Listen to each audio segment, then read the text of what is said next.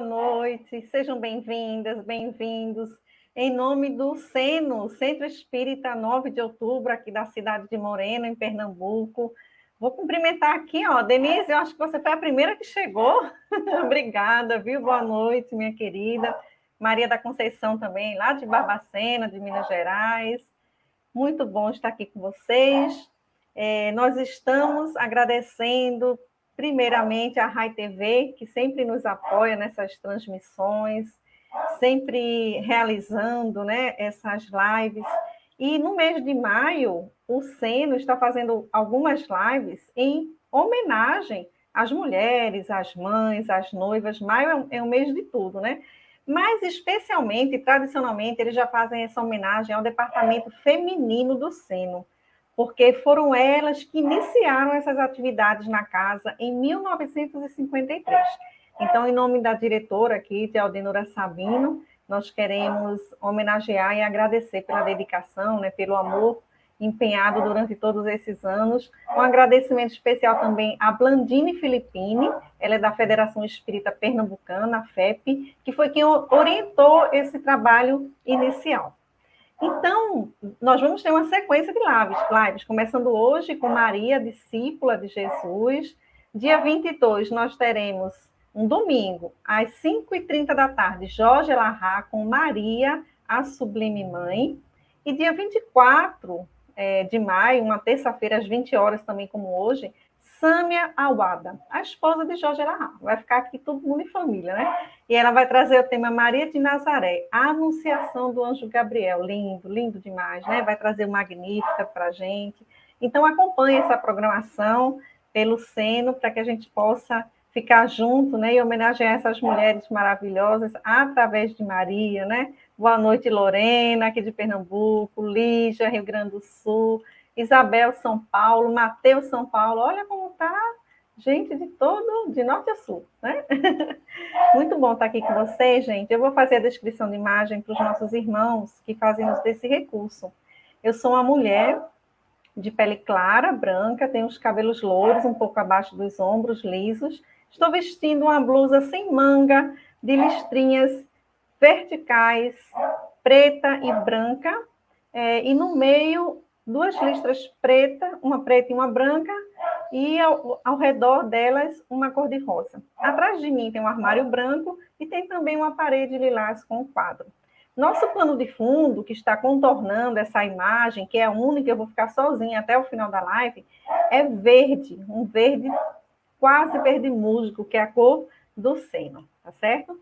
Então, vamos, né? Olha a Aldenora chegando aqui. Boa noite, querida. Vamos juntos. Chegou bem na hora da prece. Vamos vibrar, vamos elevar os nossos pensamentos até a Mãe Santíssima, como assim foi chamada lá em Éfeso, naquela casinha onde passava o dia atendendo aqueles que sofriam, aflitos, amenizando suas dores.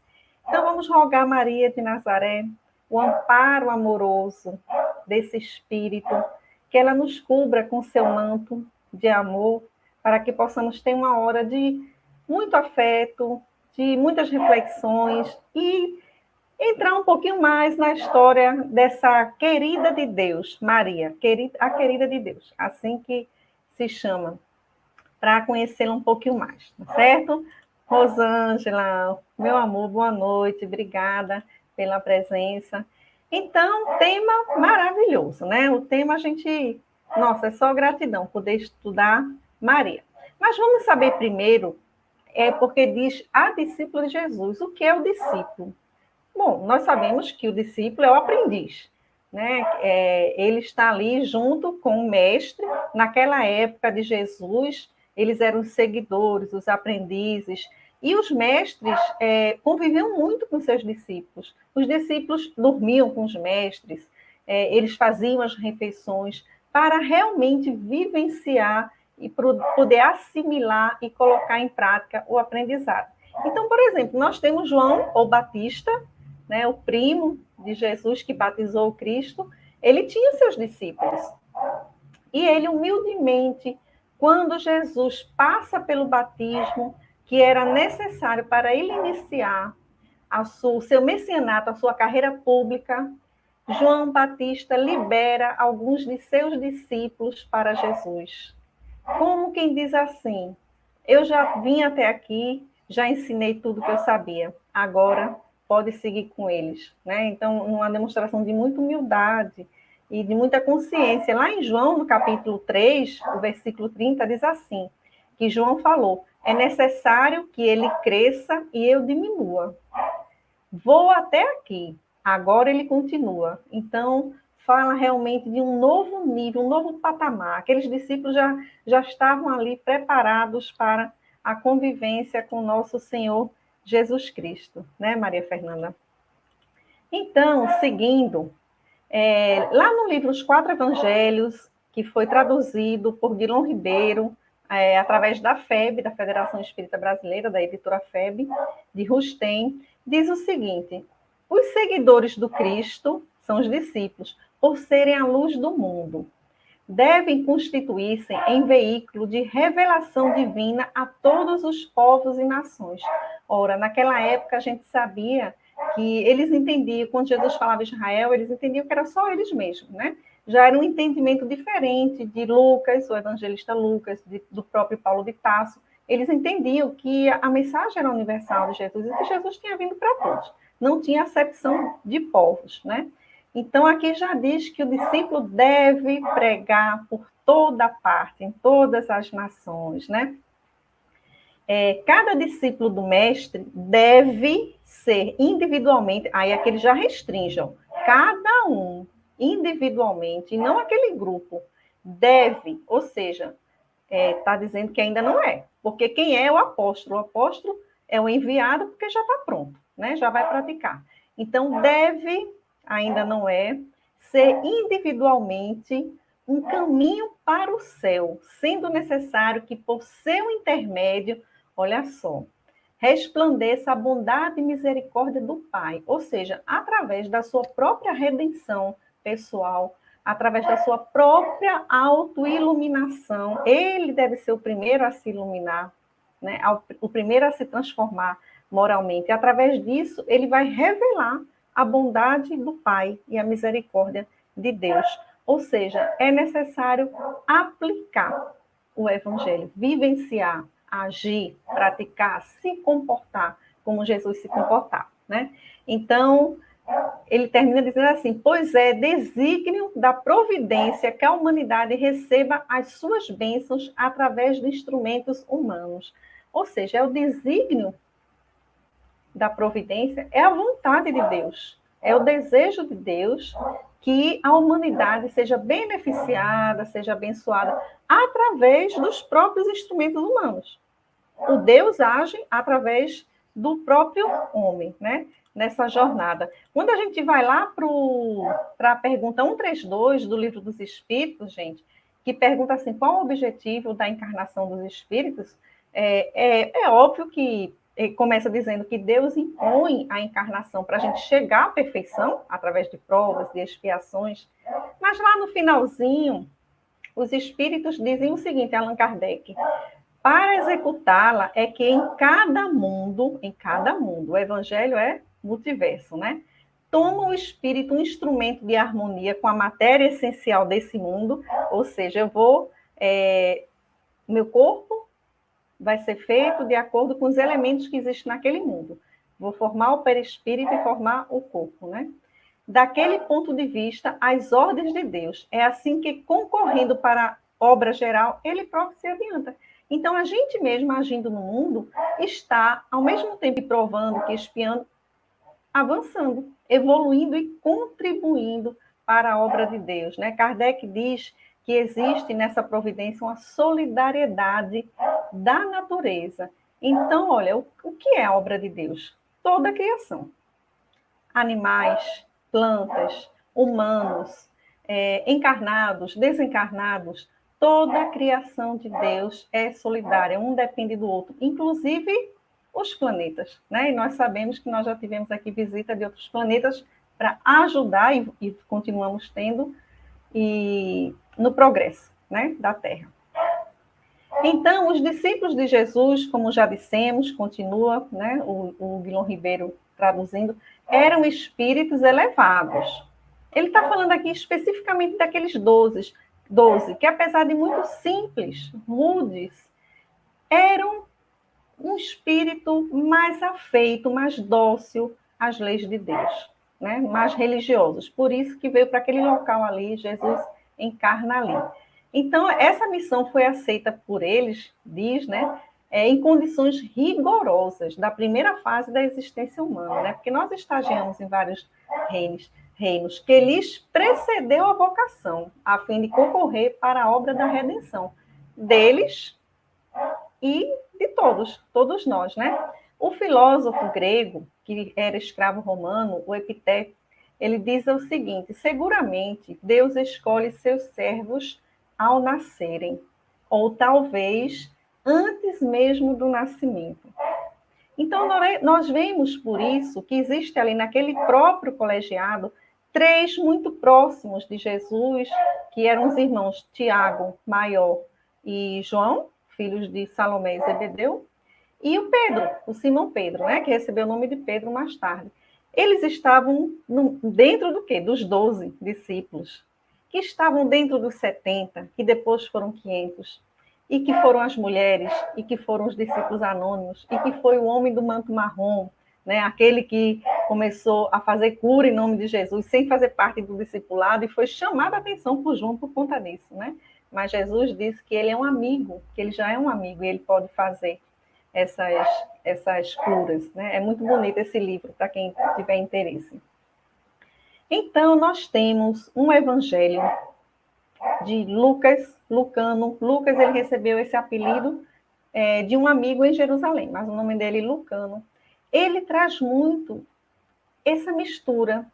Ele traz os excluídos para o evangelho dele. O evangelho dele tem 11 parábolas a mais que são exclusivas dele, que são personagens de parábolas que são excluídos. Zaqueu, que era um publicano, o filho pródigo, né, que a gente chama aqui o filho pródigo, essa parábola, é o evangelho dentro do evangelho. Ela é perfeita. O filho se afasta do pai e depois retorna para a casa do pai, e o pai está aguardando de braços abertos, né? O bom samaritano, né? Tem também a parábola de Lázaro e o rico, o fariseu e o publicano, a figueira estéril. Então, ali ele coloca também em passagens pescadores, pessoas que eram discriminados, leprosos, né? Então, são passagens muito bonitas, é um evangelho muito humano, esse de Lucas, e a gente está trazendo aqui porque é chamado de evangelho mariano, porque ele entrevista a nossa querida Maria de Nazaré, né? Então, minha gente, esse evangelho mariano, que ele escuta Maria e escutou outras mulheres, inclusive Joana de Cusa é uma também que ele escuta, né? Ele vai até Maria, ele tem um incentivo de Paulo de Tarso, num determinado momento, que também tinha um fascínio por Maria, gostaria de escrever sobre ela, mas não tinha tempo, um evangelho com ela, e pede a Lucas, e Lucas atende. Mas há uma relação aí de Lucano com Maria antiga. Lucano, ele ficou fascinado pela figura de Maria. Porque quando ele pensou em Jesus, logo ele imaginou quem é essa mulher que teve a honra de ver pela primeira vez os olhos do Messias, que pôs ele nos braços, que amamentou, que cuidou, que levou para a escola para fazer o bar mitzvah, né, para a sinagoga, que ensinou, que colocou para dormir, que embalou. Né? Que mulher poderia ter um padrão vibratório tão afinado com o Divino Mestre, que Deus confiou ao seu ventre a primeira casa do Messias, do seu Filho amado, né? Para acolher o nosso Cristo Jesus. Então, observem que antes de passar por um discipulado na terra, antes de Jesus vir, Maria já estava conectada. Maria que, ao contrário do que muitos pensam, na vida pública de Jesus, que ela tinha família, não podia acompanhar sempre, mas ela ia, escutava as preleções, ela fazia a túnica dele, mandava para ele, eles se comunicavam pelo pensamento, e ele visitava, sim, sempre a família. Então, observem que 36 anos antes do Holocausto, a gente está falando 36 anos porque sabemos que Herodes morreu 4 anos antes de Cristo, ou antes da Era Comum, como é chamada agora. Então, obviamente, ele não poderia ter mandado matar a criança se ele já estava morto. Né? Então, nós sabemos que tem uma diferença do tempo, né? Dos anos, da contagem dos anos aí. Ele contava 36 anos quando sofreu o martírio, né? Então, antes dele, ela já disse algo ao anjo Gabriel, que nossa querida Sâmia vai trazer dia 24 de maio aqui, né? O anúncio, o que os discípulos levaram anos para dizer. Aliás, Jesus, após o martírio, e os discípulos ainda tinham dúvidas. Os discípulos ainda não estavam convictos, né? Tanto que Jesus ressuscita para uma mulher que estava em sintonia com ele, porque os discípulos estavam atemorizados e já preparando sua volta para a Galileia, né? Então, Maria diz o seguinte para o anjo Gabriel, quando recebe o anúncio: Senhor, eis aqui a tua serva, seja feita a tua vontade. Que discípulo estava pronto para dizer essa frase?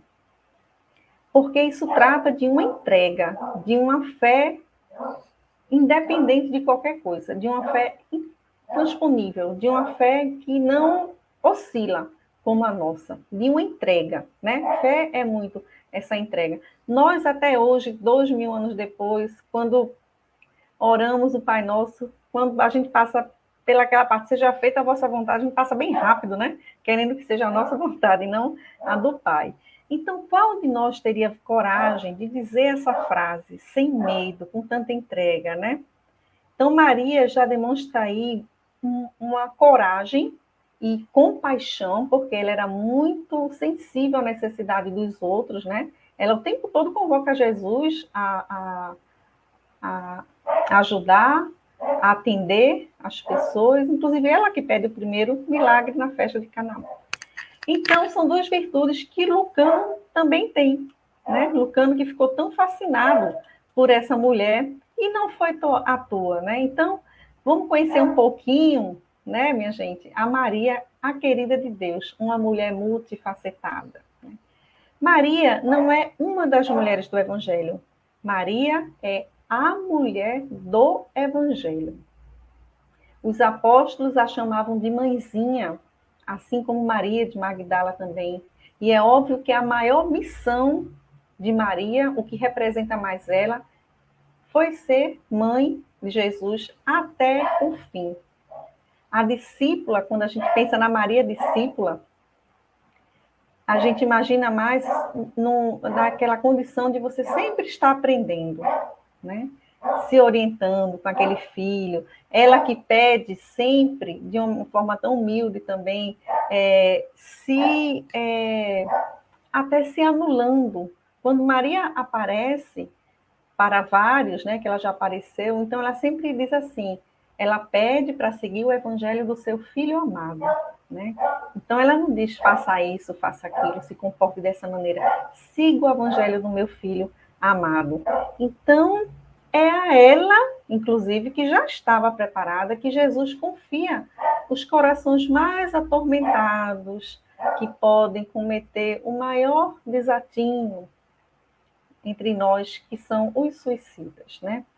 Ela também, a quem Jesus confia, João. João, o evangelista, ali na hora da crucificação, representando toda a humanidade. Então, Maria era uma mulher simples do povo, sensível, como já dissemos, né? E Paulo consegue realizar esse sonho, né? Através de nosso querido Lucano. Lá no Alcorão Sagrado, né, tem um capítulo, gente, que fala da família de Maria. É o capítulo 19 do Alcorão, né, que foi escrito por Mohammed de Deus. Lá no Alcorão tem a anunciação do anjo Gabriel, tem Jesus citado 19 vezes como Filho de Deus, ou Messias, está lá também. E lá, Maria é considerada uma das 4 mulheres perfeitas. Então, eram 4 personalidades que tinham esse título. A esposa do próprio Mohammed, Ásia, e uma esposa de um faraó, Ista e Maria. Se falava assim, Jesus, filho de Maria. Quando a gente vê o contrário no Novo Testamento, porque o que a gente faz? A gente faz referência à pessoa que vai identificar, que é mais importante, que vai, através dela, reconhecer. Então, no Novo Testamento diz Maria, a mãe de Jesus. No Alcorão, não, diz Jesus, filho de Maria. Yeshua ben Miriam, Jesus, filho de Maria. Né? Maria é citada no Alcorão 35 vezes. Ela é uma personalidade central desse capítulo, né? E José não aparece muito nesse especificamente. E quando a gente vai para Boa Nova, para alguns textos de proto-evangelho, dos evangelhos apócrifos, a gente vê lá que umas informações coincidem. Por exemplo, Maria, com 2, 3 anos de idade, ela foi consagrada ao Templo de Jerusalém. Olha, o que significa isso? Naquela época, quem é que trabalhava no templo, na parte de serviços gerais, de limpeza? Eram as mulheres.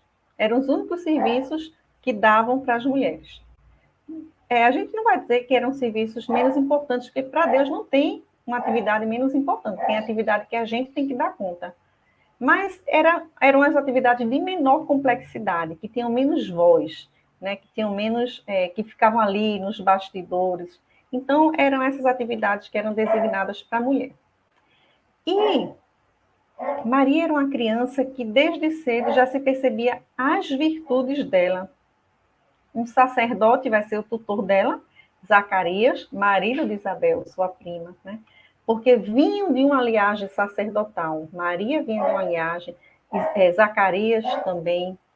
E é bem interessante porque quando fala de uma linhagem sacerdotal, o sacerdote é aquele que tem conexão com Deus. Então, é uma pessoa quase que predestinada para eles. É diferente do rabino. O rabino é o mestre, é o que vai ensinar, é um instrutor, é o treinador, mas aquele que tem a linhagem sacerdotal, o sacerdote, ele tem a conexão com Deus, né?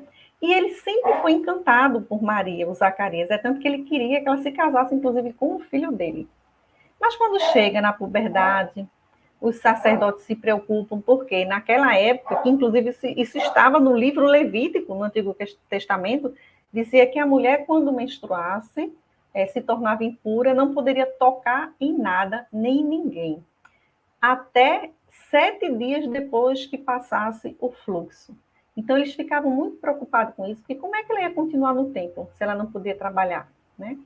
Então, nesse período, mais ou menos, ela fica órfã, e dizem que os sacerdotes também, ela era muito querida, realmente, ali naquela comunidade, resolvem, para protegê-la, casar Maria, e com um idoso, para que fosse mais aquele tutor que tomasse conta dela, né?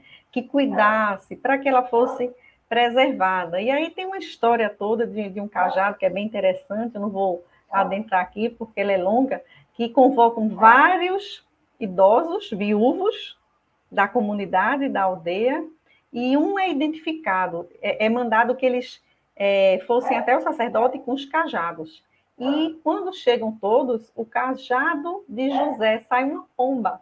E eles entenderam aquilo como um sinal de que ela deveria ser a esposa de José, né? Então, José fica muito preocupado, porque ele viajava, né? Numa dessas viagens que ele passa 6 meses, ela recebe a visita do anjo. Se assusta, mas aceita porque já estava pronta, né? José fica preocupado, como é que aconteceu isso, por que permitiste, né? Apesar de que ele acreditava nela, mas sabia que a pena era por lapidação, era apedrejamento, e ele pensou até em ir para o campo, porque julgavam dessa maneira, se a mulher fosse estuprada no campo, era um local que ela não tinha como gritar, ninguém escutar, então seria apedrejado apenas o homem, porque, gente, a lei era para o homem e para a mulher. A Torá oral é que inventou que só a mulher ia ser apedrejada, né? Então, ele pensa nisso. Mas depois isso tudo é resolvido, ele recebe também, ele tinha mediunidade onírica, né, de som, recebe a comunicação do anjo Gabriel, que tudo ia dar certo, né, que ele podia aceitar Maria. Então, fica o caso resolvido, nesse sentido, né? Então, vão ter algumas situações tensas na vida de Maria. Por exemplo, na circuncisão de Jesus, que é feito 8 dias depois, tem que apresentar a criança no templo. Aquele médium, Simeão, que está lá em Lucas, né, no capítulo 12, que ele, num estado alterado de consciência, ele diz a Deus que pode dispensar agora teu servo, porque os olhos dele já tinham visto a salvação. E ele faz muitas profecias ali. Ele diz que uma espada transpassará o coração de Maria, de tanta dor que ela sentirá. Ela se estremece, mas Maria tem algo que a gente precisa aprender com ela. Tudo que Maria escutava, ela guardava para si. Ela guardava para, num momento que fosse acontecer, num momento que ela fosse necessitar, né, daquela orientação, ela trouxesse, né? Ela tinha esse hábito realmente. Quando Jesus também vai, né, para o templo fazer o bar mitzvah dele, que é aquela cerimônia quando a criança tem 12 anos, que passa para a fase adulta, porque no judaísmo não tem adolescência, de criança passa para adulto, né? Ela percebe aquele garoto conversando de igual para igual com os sacerdotes. Aliás, ele conhecia todas as ciências, ele estava num nível muito maior, né? E tudo isso vai preocupando Maria, mas ela vai guardando, né? Até que chega o momento de Jesus sair de casa, e ele diz que ama toda a família, mas que ama também a humanidade, e é preciso levar a mensagem que o Pai confiou a ele. Maria sente, né? Tem aquele pressentimento, tem aquilo que está, tudo que ela foi guardando dentro dela vinha à tona, né? Ela teve uma angústia, um medo, fez de tudo para que ele não fosse, né? Mas ele precisava cumprir a vontade do Pai, né?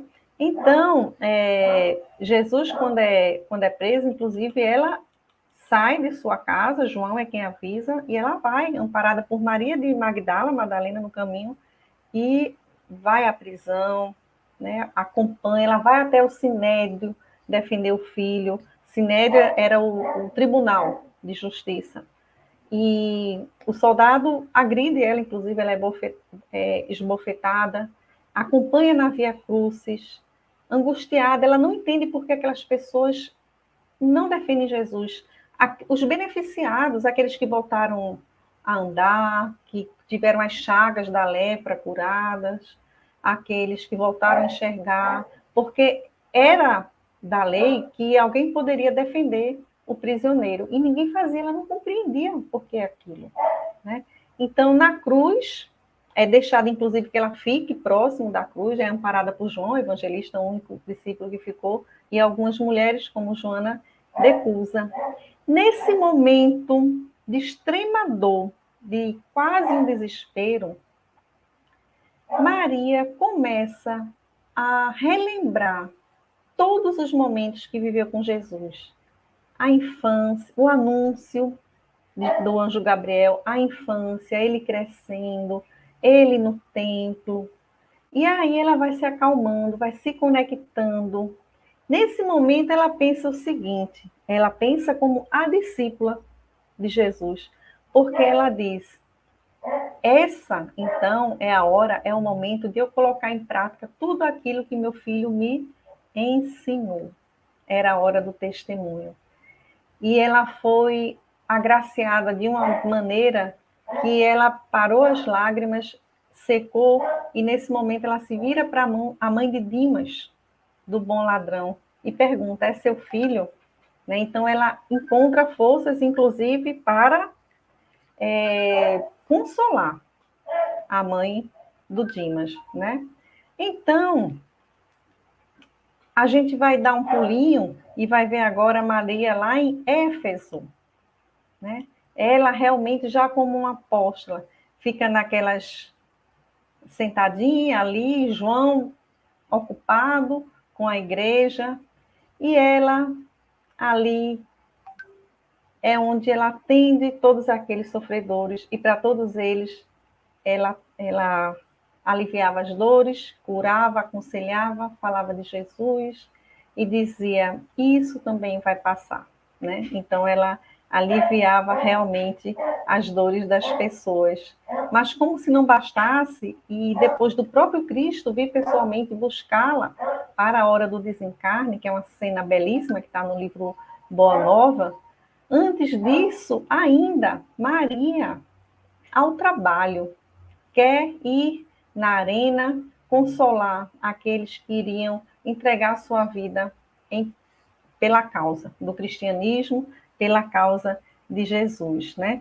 E hoje as feras que nós enfrentamos, como diz Joana de Ângeles, são as feras de nosso próprio orgulho, de nossa vaidade, nosso egoísmo, né? São essas feras que devemos enfrentar. Que Joana diz inclusive o seguinte, ela diz, apesar de ser uma morte muito violenta, aquelas eram mortes mais rápidas. Hoje nós enfrentamos mortes demoradas, mortes no sentido do espírito, do adoecimento do espírito, né? Então, às vezes, nós passamos várias encarnações com a mesma questão, com o mesmo problema, sem conseguir resolver, né? Então, requer muito, realmente, é mais lento, de uma boa vontade nossa, né? Então, nós vamos agora trazer Lucano para essa história, porque há uma personagem no livro Médico de Homens e de Almas, que é esse livro aqui, belíssimo, que é a história de Lucano, de São Lucas, que é o irmão dele, um irmão mais novo, que era oficial do exército romano, e vai para Jerusalém servir. O nome dele é Prisco. Prisco era um rapaz normal, comum, né? Como qualquer outro jovem de sua idade.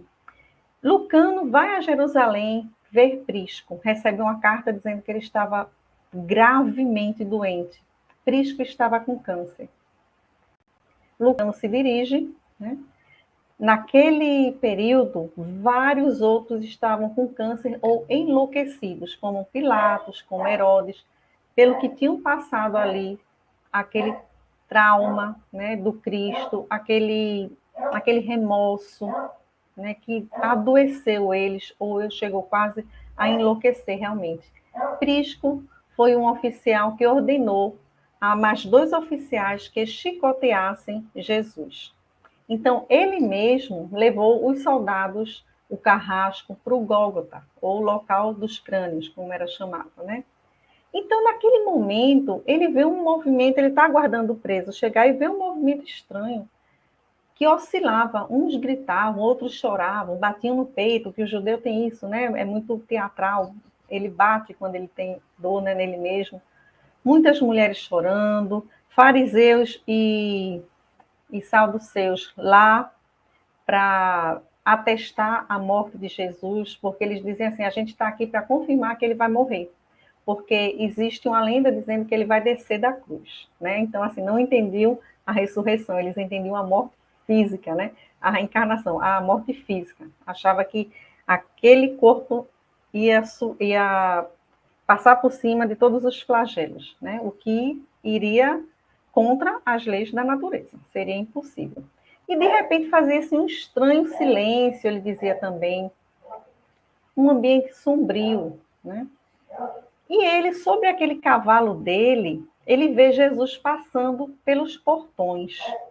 E é muito interessante como ele, que viu Jesus, fala do Cristo. Ele descreve nesse livro Cristo. Eu não vou descrever porque fica longo, mas é uma passagem muito bonita que eu recomendo. Mas uma coisa chama atenção. Aquela mulher, que inclusive eles deixam chegar perto da cruz, Maria de Nazaré. Ele diz o seguinte, ele fala para ela que aquele não era um local bom para ela estar, era de muito sofrimento.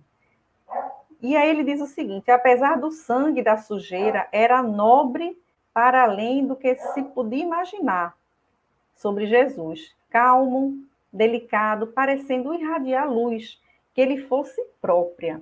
Isso é só um pedacinho aqui, né? Então, ele quando fala quando ele vê aquela mulher, Maria, ele se sente atraído. E ele diz que não sabe por quê, ele não queria fazer isso, ele desce do cavalo e vai em direção a ela. Ele não resiste ao olhar de Maria. E ele diz o seguinte, ó. O horror aprofundou-se em Prisco, né? Ele ficou horrorizado. Levantou a mão até a armadura, procurando seu amuleto, um talismã. Ele teve calafrios, ele teve pressentimentos, ele logo viu que aquele criminoso tinha uma majestade, ele não tinha culpa. E ele era alguém de alta nobreza, ele percebe, né? Então, em meio a tudo aquilo ali, ele fala com Maria. E ele diz o seguinte, que fica confuso, não entende se ela é mãe, se é esposa. A beleza dela oscilava entre uma jovem, entre uma mulher mais madura, mas uma dignidade. Ela não chorava, mas transmitia a sua dor. E ele pergunta o que ela é dele. E ela diz, eu sou mãe dele. Ela fala para o Prisco, né? E o Prisco diz, ele conta tudo isso a Lucas, a Lucano, por isso que Lucano fica tão fascinado por Maria também, diz que ela olha para ele como que a pedir que liberasse o filho daquela cruz, que tirasse ele. Mas logo se volta para Jesus, né? E ele fica impressionado com uma coisa. Ele fica pensando em todas as mães quando vê Maria naquela dor extrema. Ele pensa na mãe dele, pensa em todas as mães do mundo. Ele não era insensível, né? E ele diz, não é uma visão agradável para uma mulher. E Maria diz o seguinte, preste atenção, olha aí a apóstola do Cristo. Mas de há muito eu sabia disso, respondeu ela. E o homem ficou impressionado, porque como podia aquela mulher tratar com tanta bondade, com tanta simpatia até, o algoz, um dos oficiais que estavam martirizando o filho dela. Isso impressionou bastante, né? Ele ficou muito impactado com essa postura de Maria de Nazaré, que mostra justamente essa postura dela do não só conhecer, não só meditar, né, do que ela escutou, mas de sentir e de vivenciar o Evangelho de Jesus, né? Então, a gente vê mais na frente Lucano indo, depois de quase um ano do Holocausto, a Jerusalém. Ele vai para a Galiléia visitar Maria de Nazaré, atrás de Maria de Nazaré. É lá que ele recebe o apelido de Lucas, né? E é interessante que ele passa por aquelas paisagens, aquele deserto, né? Como se fosse o deserto da alma dele também. Ele ia meditando e ele imaginando que o Cristo tinha pisado naquele Tiberíades, né? Ele encontra numa casinha muito simples, finalmente, a casa de Maria de Nazaré, que atende ele com muito afeto, né? Com muita tranquilidade. E é interessante o diálogo que se trava entre eles, né? Porque Lucas tem uma curiosidade. Ele diz assim: Senhora, teu filho sempre soube quem ele era? Desde a sua infância, Maria medita e diz assim: acredito que sim. Ou melhor, sei que sim. Aí Maria diz que ele, recém-nascido no berço, parecia meditar, ficava sério. Quando ela vinha de vez em quando para ver se o filho estava bem, ele parecia que acordava e sorria para ela, como quer dizer que está tudo bem, né? Que ela ficasse tranquila. E ela fala o seguinte, ó, não falamos com ele sobre seu nascimento e sua missão. Havia como que um entendimento entre nós todos. Olha, esse nós todos era ela, José e Jesus. Então, espíritos de alta envergadura que vieram para para garantir a missão de Jesus. Maria, espírito que já era tarefeira de Jesus antes de encarnar na Terra, né? Não se falava. Muitas vezes ela ficava refletindo, tinha medo, ficava angustiada, e ele, sem dizer nada, ia até ela e consolava ela, sem palavras. Então, havia esse entendimento silencioso, né? Como a gente disse, Maria guardava sempre para ela, né? As questões. E aí, Maria, ela traz para a gente um momento estranho que aconteceu. Ela disse que Jesus tinha mais ou menos 12 anos de idade, 12 a 14 anos de idade, quando isso aconteceu. Ela fala o seguinte, que Jesus sobe ao monte, como sempre fazia, né? Era normal ele fazer isso, e ela não sabe por que se sentiu atraída e foi atrás dele. Quando chegou, ficou de longe observando e viu que chegou um espírito. Ela chama de um anjo. Chegou um anjo de forma majestosa, belo, inclusive, mas trevoso. E esse anjo fica como que provocando Jesus. Ela diz que não sabe o que eles falavam, ou se eles falavam, inclusive. Provavelmente não articulavam as palavras. E esse anjo, como a dizer da inutilidade do mundo, né, daquela prova que Jesus ia passar, aquele holocausto que não ia resolver nada, ele pega um punhado de terra, põe na mão, prende, depois solta e pisa. E aí ela diz que nesse momento o céu ficou completamente vermelho, né? Ficou estranho, com esse grande anjo escuro que ela falou, né? E aí o que acontece? Ela diz que Jesus se abaixa, pega também um punhado de areia, mas ao contrário do anjo, quando ele abre a mão, aparecem de repente folhagens. E dessas folhagens, lírios saem. E esses lírios se curvam a Jesus em reverência. E o anjo vai embora. Então, isso é uma mensagem tão linda, porque está dizendo o seguinte, que Jesus veio para justamente nos dar a mão, nos transformar da terra árida, daquele local, né, sem vida, em lírios. Né? Por isso que a gente fala tanto os lírios de Maria. Então, a gente vê relatos, por exemplo, de Bittencourt Sampaio, ele no Hospital Esperança, ele que recebeu lírios de Maria, ela entregou para ele começou a colocar em prática. Todas as pessoas que chegavam no Hospital Esperança, na dimensão espiritual, obviamente, ele mandava entregar lírios para a pessoa, para lembrar Maria de Nazaré. Né? Então, quando chega nesse momento, ela volta, né, e nunca falaram sobre isso também. E Lucano, ele era um florescimento espiritual, Elis, exatamente, né? Porque o lírio, ele vai da lama, né? Ele sai da lama, é muito significativo isso.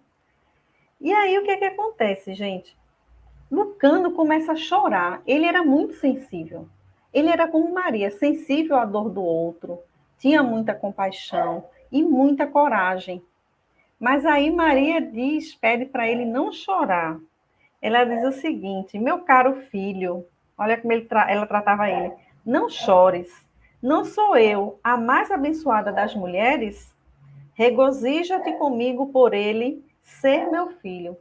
Então, gente, é um espírito que já consegue se alegrar numa situação dessa.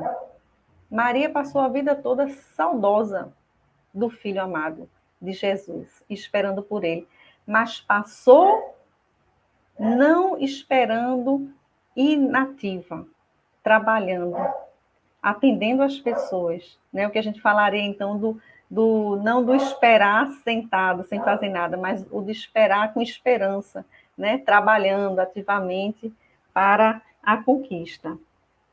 E é muito bonito também, quando ele vai embora, Lucano, porque ele precisa escrever. Ele entrevista vários discípulos, né? E ele precisa escrever. Para vocês terem uma ideia, ele conversa com João e Tiago, os dois irmãos, nesse mesmo momento que entrevista Maria, e a postura deles era totalmente diferente. Eles ainda estavam revoltados com o Holocausto, mesmo depois de Jesus ressuscitar, e com um ligeiro desejo de vingança, achando que haveria de vingar a morte do Cristo. Então, observem a condição espiritual de Maria para aqueles discípulos, para aqueles aprendizes, né, que estavam ali ainda a caminho. Eles ainda se mantiveram com algumas dúvidas, até mesmo depois do fenômeno de Pentecostes, né? Então, Maria realmente um espírito diferenciado. Dizer que Maria é discípula de Jesus é porque todos nós somos, de uma certa maneira, desse espírito e sempre iremos ser aprendizes do seu evangelho, né? Lá no livro Boa Nova, que a gente citou aqui também, o prefácio dele, com Humberto de Campos, ele faz um relato lindo. Inclusive, o nome do prefácio é Na Escola do Evangelho. Nós nunca vamos parar de aprender.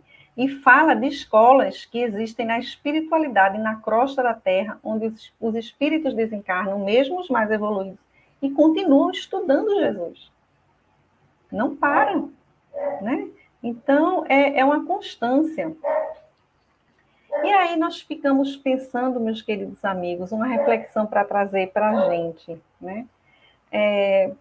Independente da missão da gente, porque todos nós nascemos com um propósito, que não necessariamente precisa ser um propósito grande, mas precisamos dar conta do que Deus nos demanda. Essa é a ideia. A vida, dar conta da vida, é o próprio propósito da gente, né? Então, será que Deus fazia acepção de missões para ele, uma missão grande, uma pequena? Lá desde o Antigo Testamento, eles já sabiam, os hebreus, que Deus não fazia acepção de pessoas, né?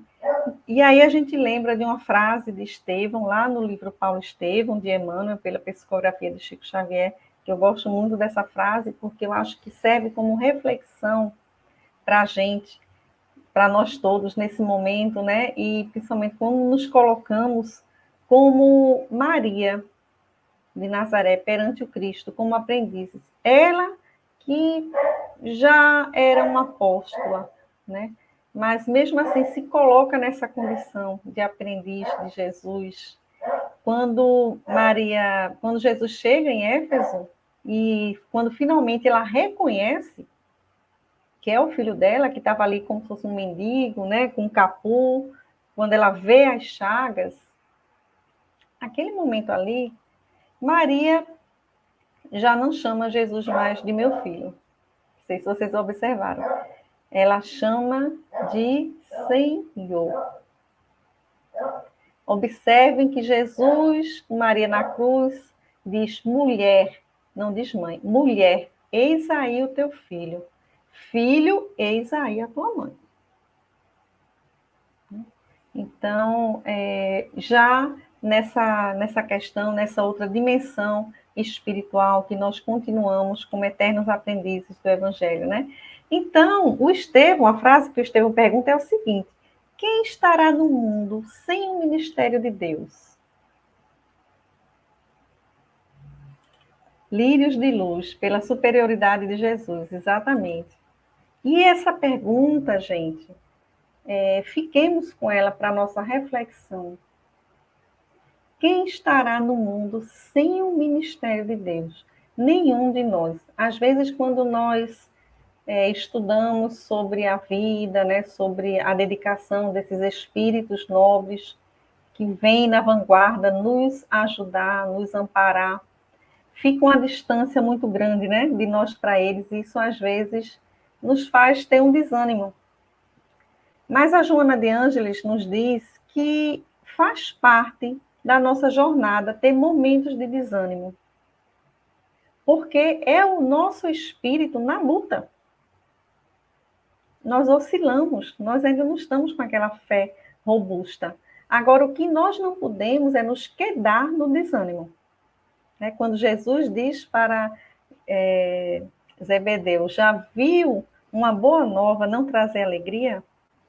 Então, era essa alegria, era essa postura que Maria apresentava diante de todas aquelas dores. Nós podemos dizer que a maior dor ali, depois da do próprio Cristo, foi a da mãe dele, a de Maria de Nazaré.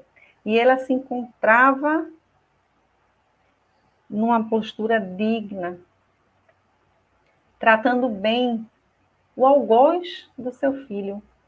Ele adoece, ele não suporta, ele não dá conta de ver aquele homem, vendo ali que estava havendo uma injustiça, uma morte cruel, uma morte que nós sabemos totalmente fora do padrão legal judaico, apressada, foi algo especial realmente. E aquela mulher ali, num comportamento cristão, num comportamento do Evangelho de Jesus, como ela mesma disse. Eu vou me comportar, é a hora de eu colocar em prática aquilo que eu aprendi com meu filho amado. Então, naquele momento da cruz, ela se coloca como uma discípula que está colocando em prática, Mas Maria muito à frente, dos discípulos que naquele momento estavam tão titubeando ainda com relação à missão, eles não compreendiam. Eles passaram a vida toda, na realidade, quase, enquanto estavam com Cristo, uns anos após, sem entender exatamente a missão e sem entender exatamente o que é que eles iam passar, inclusive. Mas Maria já tinha essa resignação, essa confiança, que ela tudo que escutava, guardava para o equilíbrio, quando fosse necessário, quando chegasse um momento. E ela sempre se deu conta de tudo que ela passou. Então, meus amigos queridos, Rita, boa noite, Deus nos abençoe, Marlene também, obrigada pela companhia de vocês, Nós queremos agradecer Charles Moraes, queremos agradecer a companhia, E eu quero fazer alguns lembretes aqui em nome do Seno, Aldenora? Dizer que vai ter essa sequência de lives sobre Maria de Nazaré, que iniciou hoje com a discípula, mas que no dia 22 tem Jorge Elahá, que vai trazer a Maria Mãe, a Mãe Sublime, e no dia 24, nossa querida Sâmia Awada, a esposa de Jorge Elahá, que vai trazer a anunciação do anjo Gabriel, que é um momento muito belo do Evangelho, Inclusive, nós dizemos que o Evangelho lucano, de Lucas, Lucano, ele dá o atestado de vida e de morte de Jesus, porque ele é o evangelista que fala do antes do nascimento do Cristo, com detalhes, porque pegou na fonte com Maria de Nazaré, Fala da família de Zacarias, de Isabel, de João Batista, traz o nascimento de João, o anúncio de João Batista também, que é lindo também, A Isabel também tem que ir para uma gruta se proteger para poder ter o filho. E houve perseguição, porque era uma gravidez totalmente diferente, justamente para chamar a atenção das pessoas, que já estavam começando uma nova era. Então, o Evangelho é muito lindo. E no final, Lucano dá atestado quando ele diz assim, e à 9ª Jesus expirou.